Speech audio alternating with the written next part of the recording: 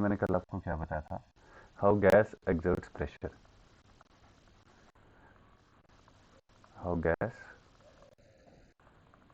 Exerts pressure.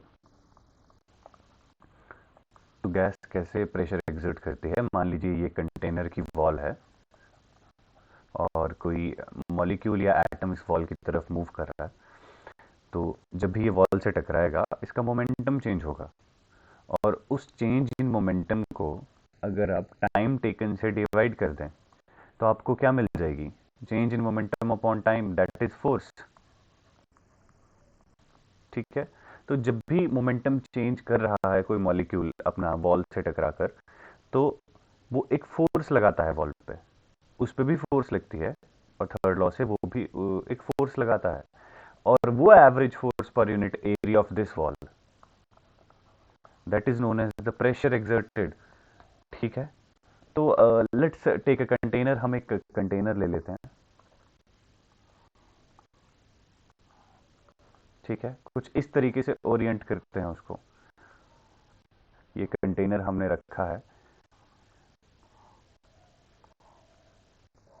ठीक है, let's say this is x axis, ये वाई एक्सिस है, and this is Z axis. और इसी कंटेनर में क्या है, देयर आर गैस मॉलिक्यूल्स। अब गैस मॉलिक्यूल्स कैसे होंगे, they will be randomly moving in this container, है ना, एक दूसरे से टकरा रहे होंगे, वॉल्स के साथ टकरा रहे होंगे। तो मान लीजिए हम इस वॉल की बात करें, दिस वन। ठीक है। तो अगर ये वॉल है तो देखिए ये डायरेक्शन जो है इस तरफ, ये कौन सी हो जाएगी, कि ये आई कैप नहीं हो जाएगी। ठीक है, आई कैप है ना यस ये वाली डायरेक्शन। मान लीजिए कि एक मॉलिक्यूल इस डायरेक्शन में मूव कर रहा है, लेट्स से रैंडमली कोई मॉलिक्यूल इस आई कैप डायरेक्शन में मूव कर रहा है, and let's consider its mass to be m. ठीक है, उस मॉलिक्यूल का मास जो इस डायरेक्शन में मूव कर रहा है हमने एम ले लिया। तो देखिए अगर हम बात करें उसकी वेलोसिटी की, तो हम बोल देते हैं कि उस एम मास के मॉलिक्यूल की वेलोसिटी है v1x। अब ये v1x हमने क्यों लिया, देखिए क्योंकि वो x डायरेक्शन में मूव कर रहा है, तो x हमने यहाँ पर यूज किया। और हम एक मॉलिक्यूल की बात कर रहे हैं तो हमने v1x मीन्स कि दैट पर्टिकुलर मॉलिक्यूल जो x डायरेक्शन में मूव कर रहा है उसका वेलोसिटी v1x है। हम ये मान लेते हैं कि इस कंटेनर में जो कैपिटल N है वो क्या है, टोटल नंबर ऑफ मॉलिक्यूल्स।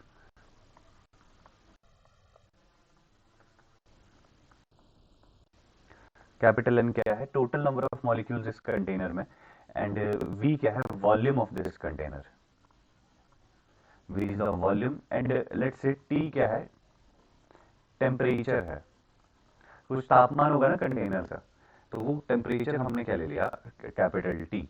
और ये एम क्या है, मास ऑफ वन पार्टिकल है, mass of one particle.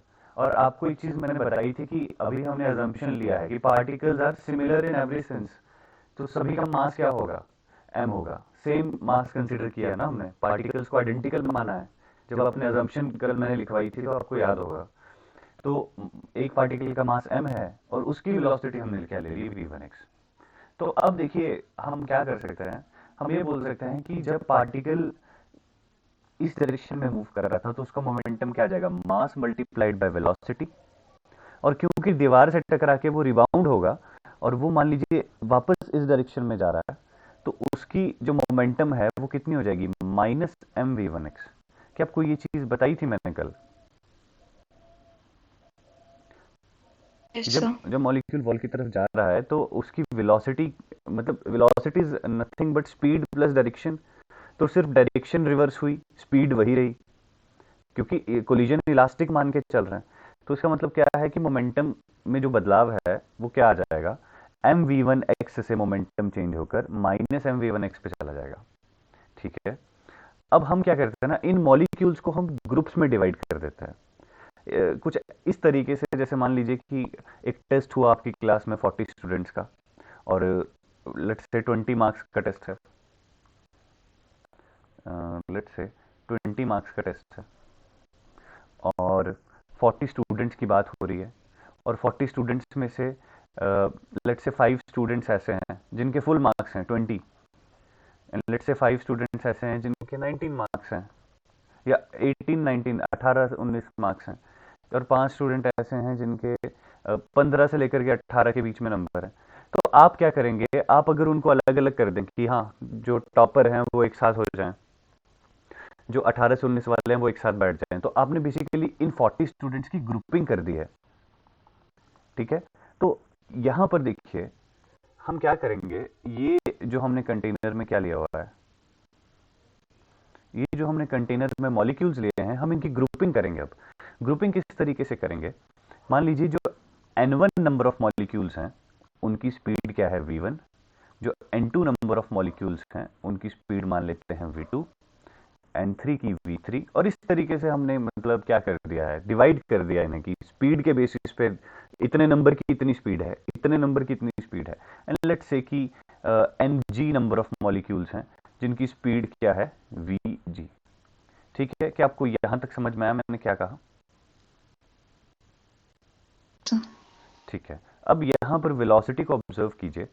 Velocity एक वेक्टर क्वांटिटी है, तो we can break it down like this कि v1 को हम ऐसे तोड़ के लिख सकते हैं, v1 x i cap plus v1 y j cap plus v1 z k cap, because vector है ना, 3 कंपोनेंट होंगे उसके। पर क्योंकि आप यहां पर क्या मान के चले हैं कि वो सिर्फ x की डायरेक्शन में मूव कर रहा है, तो बाकी कंपोनेंट्स का फर्क नहीं पड़ेगा। तो आपके पास जो चेंज इन मोमेंटम है, द चेंज इन मोमेंटम, वो कितना आ जाएगा, वो आ जाएगा x की डायरेक्शन में, और वो क्या होगा 2, अगर हम उसका मैग्नीट्यूड लिख लें। ठीक है, final momentum minus initial momentum कर दीजिए ना यहाँ पर, और उसका मैग्नीट्यूड लिख लीजिए, तो मैग्नीट्यूड क्या आ जाएगा, twice m we one x. यहाँ तक सभी को क्लियर है? Yes sir. ठीक है, अब यहाँ पर अगर मुझे प्रेशर चाहिए होगा तो मैं बोलूंगा प्रेशर होता है फोर्स अपॉन एरिया। ठीक है, अगर इस वॉल की इस कंटेनर की जो लेंथ है, अगर ये क्यूबिक शेप का है, length breadth and height L L है, तो उसका वॉल्यूम क्या होगा, length into length into length L cube, और इसका एरिया क्या हो जाएगा एल स्क्वायर, यही होगा, क्योंकि क्यूबिक कंटेनर है ना, तीनों साइड्स एल हैं, और प्रेशर निकालना है तो फोर्स अपॉन एरिया। तो चेंज इन मोमेंटम आप निकाल चुके हो। अब हमें टाइम चाहिए, तो डेल्टा टी निकालने की कोशिश करते हैं। अब डेल्टा टी को हम किस तरीके से लिख सकते हैं, देखिए जब आप बात करते हैं स्पीड की, तो स्पीड होता है डिस्टेंस अपॉन टाइम। तो जब भी हम टाइम की बात करें we can write it like this, distance covered upon speed. तो देखिए अगर मान लीजिए कोई मॉलिक्यूल है जो इस वाली वॉल से चल के यहां तक गया, फिर यहां से वापस यहां पर आया। ठीक है, एक मॉलिक्यूल है जो इस वाली वॉल से चला, चलते चलते यहां तक पहुंचा, फिर वापस यहां तक गया। लेट्स से कि हम इसको कैपिटल एल लिख लेते हैं जो कंटेनर की डायमेंशन है। ठीक है, तो अगर वो एक बार आके जाके वापस आएगा तो कितना डिस्टेंस कवर करेगा 2l, और किस वेलोसिटी से कवर कर रहा है वो, यही जो ये जो आपने वेलोसिटी ली है v1x। क्या आपको समझ में आया मैं क्या बोलने की कोशिश कर रहा हूं? Yes sir.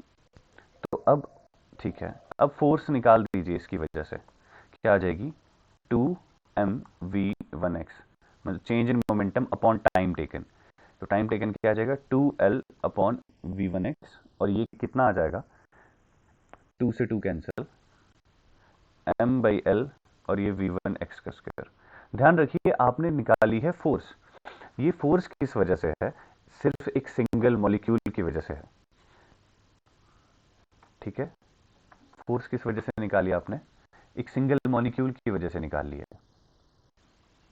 अगर आप प्रेशर निकालना चाहोगे तो प्रेशर कैसे निकलेगा, प्रेशर आ जाएगा फोर्स पर यूनिट एरिया, तो उस सिंगल मॉलिक्यूल की वजह से प्रेशर क्या आ जाएगा, फोर्स अपॉन एरिया, और एरिया कितना निकाला था हमने एल स्क्वायर, तो force M we one X का square upon area L cube हो जाएगा नीचे। बोलिए क्लियर हुआ? आई होप ये क्लियर हो गया हो। तो यस सर।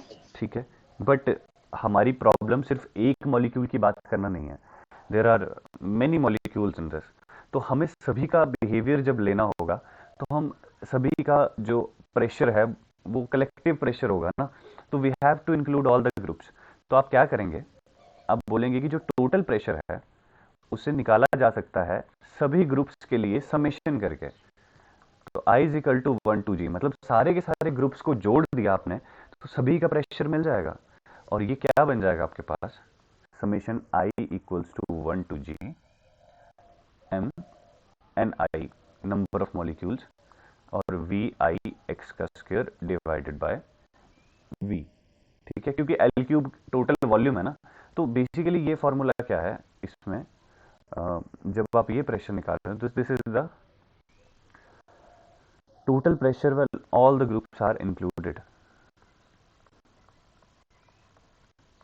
ठीक है, ये वो प्रेशर है जब सारे के सारे ग्रुप्स को इंक्लूड कर दिया जाए, when all the groups when all the groups are included। ठीक है, कि ये बात आपको क्लियर हुई, क्लियर हो गई होगी है ना।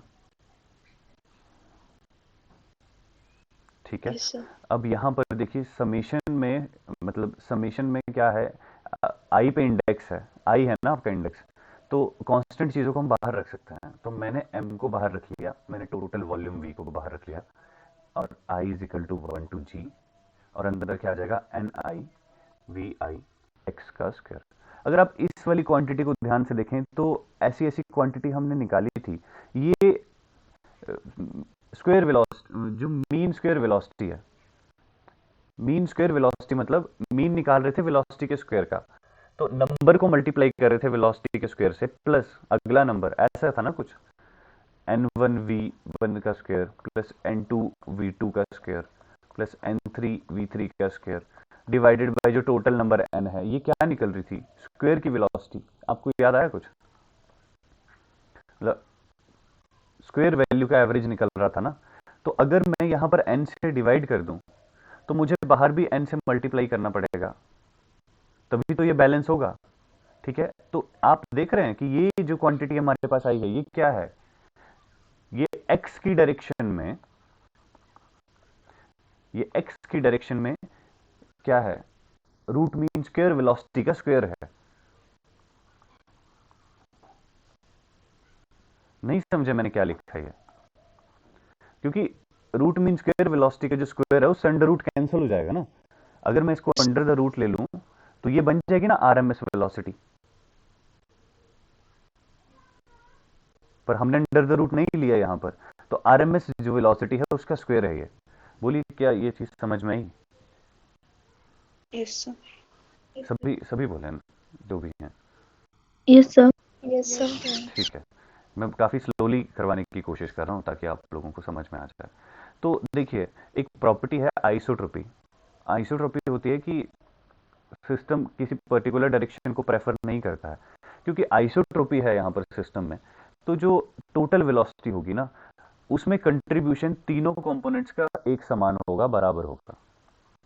मतलब कोई कोई वेलोसिटी का कंपोनेंट डोमिनेट नहीं करेगा, और तीनों कंपोनेंट अगर इक्वल है ना तो आप इन्हें इक्वल कर सकते हैं। तो ये किसके बराबर आ जाएगा, 3 vx के स्क्वायर के। तो यहां से आप vx निकाल सकते हैं, और vx का स्क्वायर क्या आ जाएगा, 1/3 v²। ये आइसोट्रोपी से हमने पता कर लिया कि vx के स्क्वायर जो है बेसिकली वो 1/3 होगा टोटल वेलोसिटी के स्क्वायर के। ठीक है, बिकॉज टोटल वेलोसिटी में तीन कंपोनेंट्स का कंट्रीब्यूशन और तीनों बराबर हैं। ठीक है, तो आप यहां पर इसे रिप्लेस कर सकते हैं किसके साथ, टोटल वेलोसिटी के साथ। तो आपके पास जो प्रेशर है वो कितना आ जाएगा, 1/3 एन एम अपॉन वी, और ये कितना आ जाएगा, v² RMS। बोलिए कि आपको ये चीज समझ में आई। ये है टोटल नंबर ऑफ मॉलिक्यूल्स, ये है टोटल वॉल्यूम। इसे आप कैसे लिख सकते हो, total number of molecules per unit volume होता है नंबर डेंसिटी। तो ये क्या है, नंबर डेंसिटी है। तो हमने इसे लिख लिया n, small n m v² RMS। अभी देखिए आप सोच रहे होंगे कि डेरिवेशन लंबी जा रही है, तो कंक्लूजन देखिए निकलेगा। आपको पूरा याद नहीं रखना होता है ये, बट फिर भी हमें पता होना चाहिए कि निकली कैसे हैं चीज़ें। ठीक है, तो यहाँ तक चीज़ समझ में आ गई कि ये हमने टोटल प्रेशर निकाला अभी, जिसमें वेलोसिटी की टर्म्स में निकाल चुके हैं। ठीक है। Yes, sir. Yes sir. हाँ जी, ठीक है। तो ऐसे भी लिख सकते हैं और हम इसे ऐसे भी लिख सकते हैं, 1/3 N by V m v square r M s. अब ये क्या है, वॉल्यूम है, ज़रा इसे क्रॉस मल्टीप्लाई कर दीजिए इधर, तो P V is equal to क्या आ जाएगा, 1/3 N m v square r M s. ठीक है। अगर आप ध्यान से देखें तो काइनेटिक एनर्जी का जो फॉर्मूला होता है हमारे पास, वो क्या होता है, हाफ एम वी का स्क्वायर। तो इधर m तो है, इधर v का स्क्वायर भी है।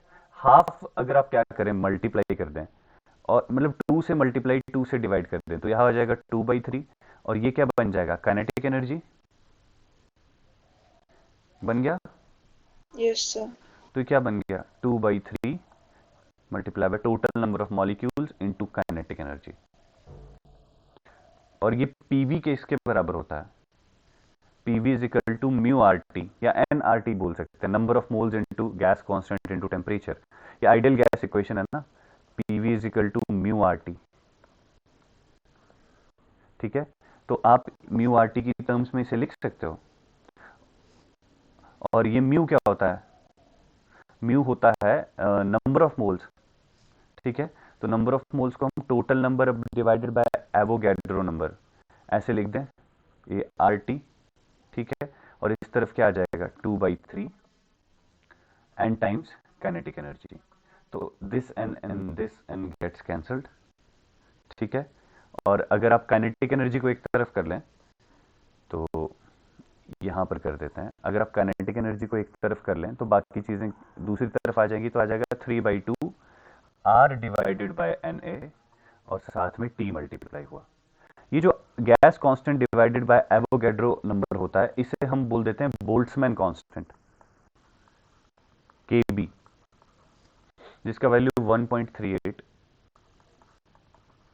इंटू 10⁻⁻³ जूल पर केल्विन होता है।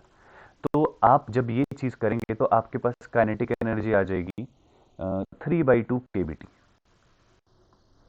So here is a very beautiful result. और ये ब्यूटीफुल क्यों है मैं आपको बताता हूँ। ये बोल रहा है कि यहाँ पर तापमान, टेम्परेचर दिया हुआ है, और दूसरी तरफ काइनेटिक एनर्जी है।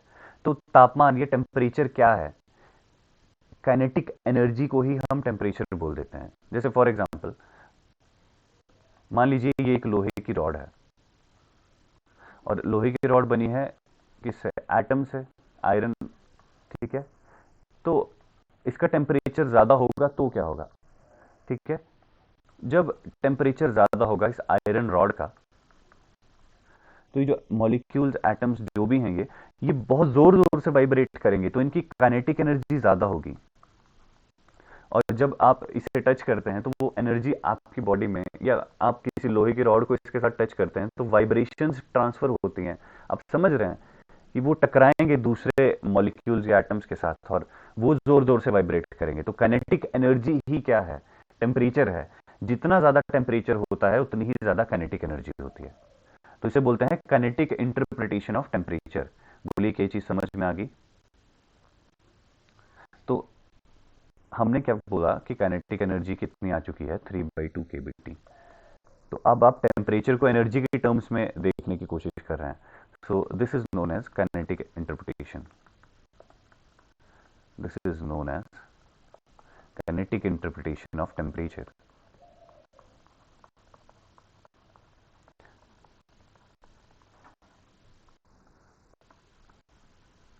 ठीक है, अब देखिए यहां से क्या हम कोई और इंफॉर्मेशन निकाल सकते हैं, बिल्कुल निकाल सकते हैं। हम काइनेटिक एनर्जी को ये लिख सकते हैं ना, half v square R M s किसके बराबर है, 3 kBT, और 2 है साथ में। अगर आप ये चीज़ निकालना चाहो ना, ठीक है, क्या चीज़, V square R M S, तो देखिए क्या होगा, this 2 and this 2 gets cancelled, और V square R M S कितना हो जाएगा, 3 kBT by M small M. और अगर मैं बात करूं वी आर एम एस की, रूट मीन स्क्वायर वेलोसिटी की, तो वो कितनी आ जाएगी? Under root 3 kbt divided by M. कितनी आ जाएगी? Under root 3 kbt divided by m. ध्यान रखिए छोटे वाला एम क्या है? ये मास ऑफ सिंगल मॉलिक्यूल है। This is the mass of single molecule.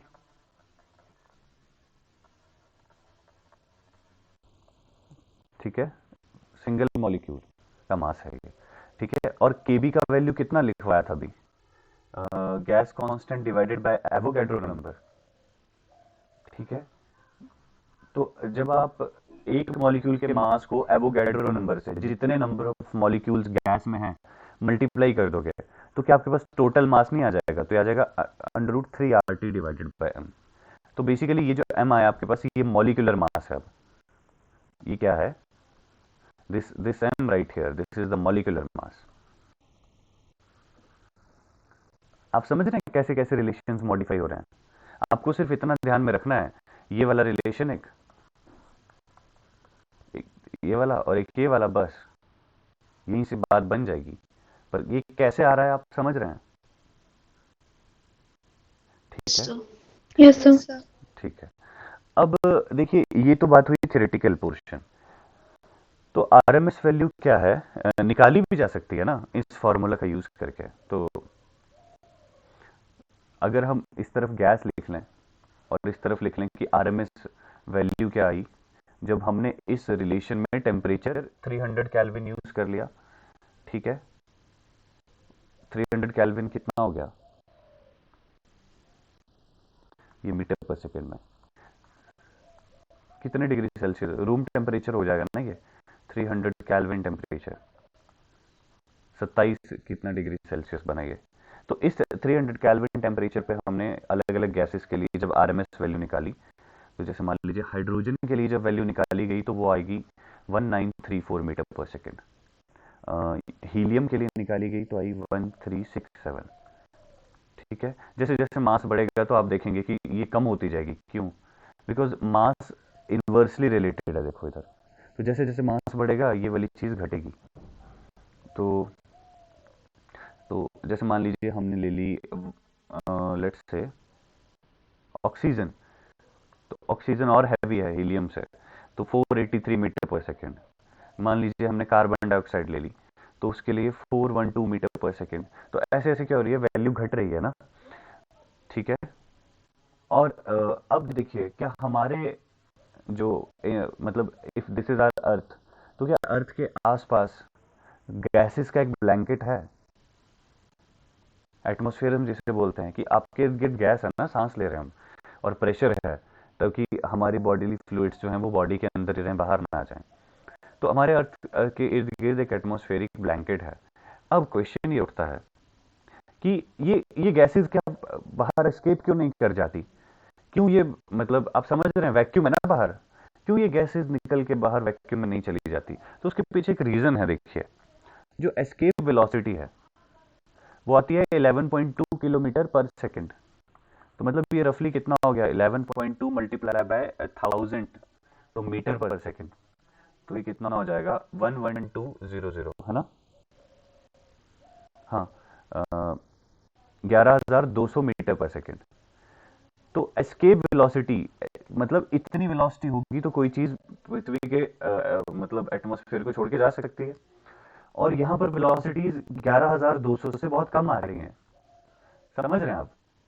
जो उनकी एवरेज वेलोसिटी है ना, मतलब आरएमएस वेलोसिटी है, वो 11,200 मीटर पर सेकेंड से बहुत कम आ रही है। तो बेसिकली जब हमने kinetic theory of gases study किया, तो हमें ये पता चला कि गैसेस क्यों एस्केप नहीं करती हैं। आप समझे? Why gases are not escaping earth's atmosphere. तो केटीजी या काइनेटिक थ्योरी ऑफ गैसेस से हम ये जान पाए कि एटमॉस्फेयर की एग्जिस्टेंस क्यों है। Atmosphere exists because gases do not have enough escape velocity. बोलिए, do not have enough escape velocity। क्या आपको ये चीज समझ आ गई? Yes, sir. अगर इनकी एस्केप वेलोसिटी जैसे आरएमएस वैल्यू ज़्यादा होती तो ये फिर निकल गई होती, ठीक है, पर क्योंकि एस्केप वेलोसिटी क्या है, ज़्यादा है, और इनकी जो आरएमएस वैल्यू है वो कम है, तो ये एटमॉस्फेयर में ही रहती हैं, ठीक है। बोलिए, ये चीज़ समझ में आ गई? ठीक है, बहुत बढ़िया। तो जो काइनेटिक एनर्जी है वो सिर्फ तापमान पे निर्भर करती है ना? चले, shall we proceed? Yes, sir. ठीक है, तो देखिए आगे चलते हैं। तो आगे अगर मैं एनर्जी की बात करूं तो एनर्जी आ जाएगी 3/2 के बी टी, ठीक है। ये एनर्जी किसकी है? This is the energy of a single particle, this is the energy of a single particle,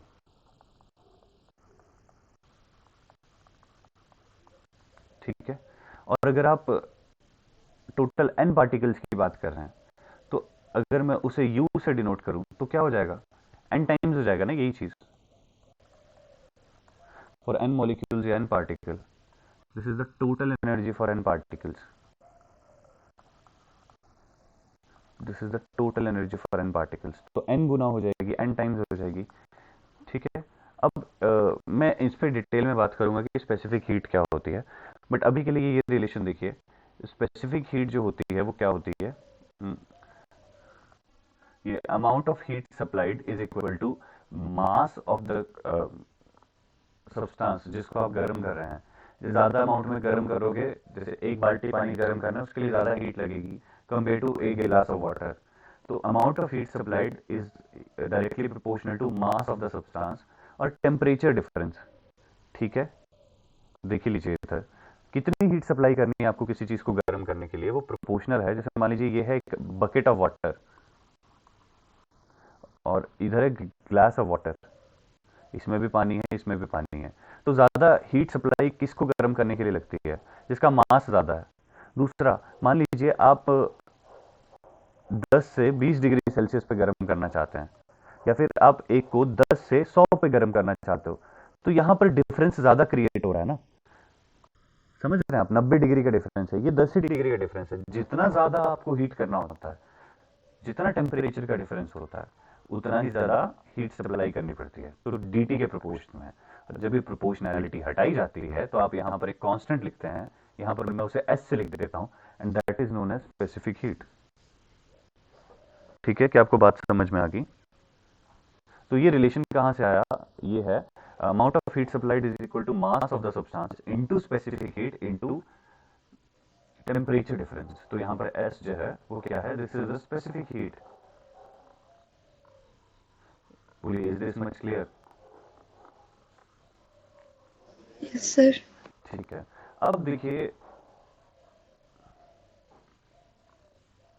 हाँ जी, अब देखिए इसका एक और रिलेशन भी होता है, d Q is equal to, because ये मास किलोग्राम या ग्राम में आप ले सकते हैं सर, बट अगर आप मोल्स की टर्म में बात कर रहे हो तो म्यू सी डी टी लिख सकते हैं हमेशा। म्यू क्या है बेसिकली? ये भी अमाउंट ऑफ सब्सटेंस ही होता है ना, नंबर ऑफ मोल्स, ठीक है। तो इससे हम सी को क्या बोलते हैं? Molar specific heat, molar specific heat क्या बोल देते हैं? Molar specific heat. तो अगर हम इस रिलेशन का यूज करें और हम एस की वैल्यू निकालना चाहे तो एस की वैल्यू क्या आ जाएगी? 1/m d Q by d T. बोलिए, यही नहीं आएगी? देखिए ज़रा ध्यान से, एस को एक तरफ रखा और एम और टी टी को दूसरी तरफ ले गए, ठीक है। सेम चीज़ हम यहाँ पे कर सकते हैं। तो सी अगर हमें निकालना हो तो सी क्या आ जाएगा? 1/म्यू, ठीक है, और D Q by D T. और अगर आपने एक मोल गैस ली है, ठीक है, अगर आपने एक मोल गैस ली है तो आपके पास जो स्पेसिफिक हीट है वो क्या आ जाएगी? D Q by D T आ जाएगी। क्या आ जाएगी? D Q by D T आ जाएगी। बोलिए, ये चीज़ समझ में आ गई? तो ये भी दो तरह की होती है specific heat at constant pressure and specific heat at constant volume. तो मैं ज़्यादा डिटेल में अभी नहीं बात करूंगा, बस आप ये मान लीजिए कि सीवी जब मैं लिख रहा हूँ तो D Q by D T constant volume पे बात हो रही है, और जब मैं सीवी लिख रहा हूँ तो D Q by D T constant pressure पे बात हो रही है, ठीक है। तो ये कंडीशंस हैं कि अगर वॉल्यूम को कांस्टेंट कर दिया, ऐसा कंटेनर ले लिया जिसकी वॉल्स एक्सपैंड नहीं होती हैं, तो स्पेसिफिक हीट क्या होगी? और अगर प्रेशर को आपने क्या कर दिया, कांस्टेंट कर दिया, तो स्पेसिफिक हीट क्या होगी? ठीक है, बोलिए, इतना क्लियर है? Yes, sir. ठीक है। मान लीजिए आपने एवोगैड्रो नंबर जितने मॉलिक्यूल्स लिए हैं, तो फॉर 1 मोल में एवोगैड्रो नंबर जितने मॉलिक्यूल्स होते हैं ना, जो नंबर है वो एवोगैड्रो नंबर जितना हो जाएगा। तो आपके पास जो टोटल एनर्जी है वो क्या थी? टोटल नंबर ऑफ मॉलिक्यूल्स मतलब एवोगैड्रो नंबर 3/2, और केबी को मैं ऐसे लिख दूं, R divided by N A multiply by T. देखिए मैंने ये रिलेशन यूज करा है, total number of molecules Avogadro number जितने 3/2 और केबी की जगह R divided by N A आ गया। एन ए से एन ए कैंसिल हो गया, तो यू की वैल्यू क्या आ गई? 3/2 आर टी। ठीक है, जो यू बेसिकली इस सीवी के साथ कैसे रिलेटेड है? ठीक है, तो अगर आप इस रिलेशन को ध्यान से देखें, ठीक है, एनर्जी जो है वो सीवी के साथ कैसे रिलेटेड है, तो ये वाली जो चीज़ है वो सीवी आ जाएगी। ठीक है, energy divided by temperature is CV. देखिए energy divided by temperature CV है, तो एनर्जी और ये सीवी इंटू टेम्परेचर, तो सीवी की वैल्यू क्या आ जाएगी? 3/2 आर। और एक फार्मूला होता है जिसे हम बोलते हैं मेयर्स फार्मूला। मैं जानता हूँ बहुत सारी चीज़ें मैं एकदम से बता रहा हूँ, पर बियर विद मी, आपको चीज़ें समझ में आ जाएंगी। मेयर फार्मूला क्या है? CP minus CV is equal to R. तो अगर आपने सीवी निकाल दिया है, ठीक है, तो आप सीपी भी निकाल लोगे। सीपी क्या आ जाएगा? आर प्लस सीवी आ जाएगा, और आर प्लस 3/2 आर कर देंगे आप, तो ये कितना आ जाएगा? 5/2 आर। ठीक है, तो आपने क्या किया है बेसिकली, सीपी पहले सीवी निकाला फिर सीपी निकाल लिया। ठीक है, बोलिए, इतना क्लियर हुआ? Yes, sir. ठीक है, अब गैसेस की जब हम प्रॉपर्टीज को स्टडी करते हैं तो हमें एक एडियाबेटिक एक्सपोनेंट की जरूरत पड़ती है, या स्पेसिफिक हीट की रेशियो की जरूरत पड़ती है, सीपी बाई सीवी। तो अगर इस केस में सीपी बाई सीवी निकालेंगे तो कितना आ जाएगा? 5r/2 divided by 3r/2। r/2 and r/2 cancel होके 5/3, और इसकी वैल्यू आ जाएगी 1.67। ठीक है, तो काइनेटिक थ्योरी ऑफ गैसेस से आपने गामा की वैल्यू निकाली है। गामा क्या है? स्पेसिफिक हीट्स की रेशियो है, और स्पेसिफिक हीट रेशियो है, और काइनेटिक थ्योरी ऑफ गैसेस ये क्लेम करती है कि स्पेसिफिक हीट की रेशियो 1.67 आनी चाहिए। बट मान लीजिए कि अगर हम एक्सपेरिमेंटल डाटा की बात करें, क्योंकि एक्सपेरिमेंटली भी ये वैल्यू निकाली जा सकती है, या आपने कंटेनर में गैस ली, सीपी और सीवी निकाल लिया, रेशियो लेके देख लिया, तो एक्सपेरिमेंटल डाटा जो है, मैं इस तरफ गैस लिख देता हूँ, इस तरफ गामा लिख देता हूँ, तो देखिएगा आर्गन जो गैस है उसके लिए वैल्यू 1.67 आई, जो हीलियम गैस है वो 1.66 आ गई। पर जैसे मैंने हाइड्रोजन, ऑक्सीजन, नाइट्रोजन के लिए बात करना शुरू की, तो वैल्यूज चेंज हो गई, 1.41, 1.401, 1.404। और ठीक है, अगर हम, ये तो डायटोमिक गैसेज है ना, डायटोमिक मतलब दो दो एटम्स, जैसे हाइड्रोजन के दो एटम, ऑक्सीजन के दो एटम, नाइट्रोजन के दो एटम। ये कौन सी है? मोनोटॉमिक के। तो मोनोटॉमिक के लिए वैल्यू इधर 1.67 निकाली, ये मैच कर रही है ना? देखो पहली दो वैल्यूज मैच कर रही है कि नहीं कर रही? आगे वाली मैच कर रही है। ट्राइटोमिक की बात कर लेते हैं, जैसे गैस ले ली कार्बन डाइऑक्साइड, तो उसके लिए वैल्यू आ जाएगी 1.504। ठीक है, तो आप देख रहे हैं ना कि वैल्यूज मैच नहीं कर रही हैं। कब? जब आपके पास एक से ज्यादा आइटम है। ठीक है, इसका मतलब है कि ये जो काइनेटिक थ्योरी ऑफ गैसेस है ये मोनोटॉमिक के लिए ही काम करेगी, works only for monoatomic gases. इसका मतलब है हमारे जो थ्योरी है उसमें कुछ एडिशन की जरूरत है, तो जो एडिशन होगा वर्क्स, ये लिख लेते हैं, works only for monoatomic gases. बोलिए कि आपको ये चीज समझ में आई? देखिए कुछ नहीं किया हमने। हमने क्या किया, हमने काइनेटिक थ्योरी ऑफ गैसेस का यूज करके स्पेसिफिक हीट्स की रेशियो निकाली और हमारे पास जो वैल्यू आई वो आई 1.67। और अब एक्सपेरिमेंट्स के साथ उसे मैच किया गया तो सिर्फ उन एटम्स के लिए ये वैलिड थी जो सिंगल सिंगल मोनोटॉमिक हैं, मतलब वो गैसेस जिनमें सिंगल सिंगल एटम है। ठीक है, डायटोमिक और ट्रायटोमिक गैसेस के लिए ये वैलिड नहीं हुई। ठीक है, अब इसका रीजन क्या है, देखिए कि मोनोटॉमिक के लिए काम कर रहा है, दूसरे के लिए नहीं। ठीक है, वो रीजन ये है कि यहाँ पर हमें अब डिग्रीज ऑफ फ्रीडम पढ़नी पड़ेंगी। ठीक है, तो that will be continued tomorrow.